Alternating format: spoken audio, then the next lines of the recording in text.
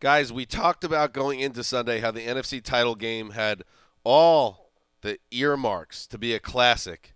And guess what happened? It was a blowout. 49-15 Panthers going to Super Bowl 50, where they will meet, of course, the Denver Broncos. And we have plenty of time to talk about that. But for now, let's talk about what happened in Charlotte. Wes, I'll start with you. The Cardinals, what went wrong in this game? Turnovers to start with. Carson Palmer turned it over 6 times himself. Patrick Peterson muffed the fumble. Larry Fitzgerald dropped 2 passes. Their biggest stars didn't come to play. Last year, they could have blamed it on Ryan Lindley holding the team hostage. This year, they got outplayed by the Panthers. Oh, their quarterback still held them hostage, but he was hardly alone.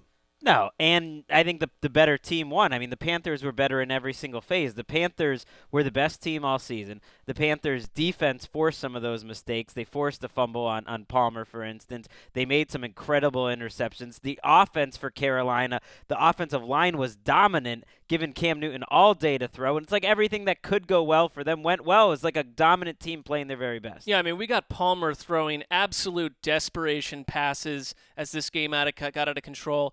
And, you know, we wondered about Carolina after last week, 31-0 lead at halftime against Seattle. How would they handle a lead this time? Tight butt. Which they had. Would they have tight butts? Would that be an issue? Yeah. It was not an issue. 25 second-half points after Newton stood up in the locker room and gave the speech. Ron Rivera didn't have to do a thing. This is a team that is extremely close right now, and they basically proved it. You want to give them any disrespect this year? It's over. They absolutely are the NFC's best team, no question. They are one decisive win away, in my opinion, from being, you know, one of the special teams ever. They're now, They're now 17-1 this season. 17-1. 17-1. Beat the Seahawks. Beat the Seahawks. Embarrassed the Seahawks at least for a half, and who knows, you know, how if they would have called the game a little differently, it could have been more like this game.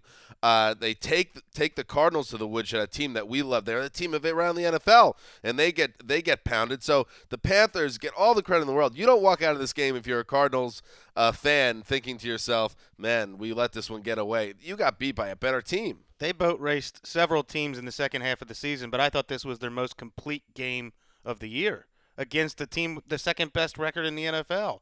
They dominated every aspect, like you guys said, and battered Carson Palmer. 7 turnovers. That's crazy. And this seems to happen more in big games, that teams like the Cardinals, which are, you know, no matter how you want to argue it, they were one of the 3 or 4 best teams in the NFL this year. And yet if you put the Jaguars out there 16 times, this is about the average game you're going to see. Or the Titans. I mean, they played like one of the worst teams in the league. And this seems to happen, at least to me, it seems to happen more in big games. When the momentum, it starts going one way, and for whatever reason, the Cardinals just did not play with the confidence that they had all year, especially their big Well, plays. and we said it 5 times, and if you turn the ball over on the road 6 times, if that's what your quarterback does, I don't care what team you are, you have no chance to win. They had to play the Cardinals their best game of the year to win, and they played their worst. And what happens is the final score here, 49-15. You could check out more of our thoughts on this game on the Around the NFL podcast Sunday edition, and we'll be coming at you every week leading up to the Super Bowl 3 times a week. What a team we got here.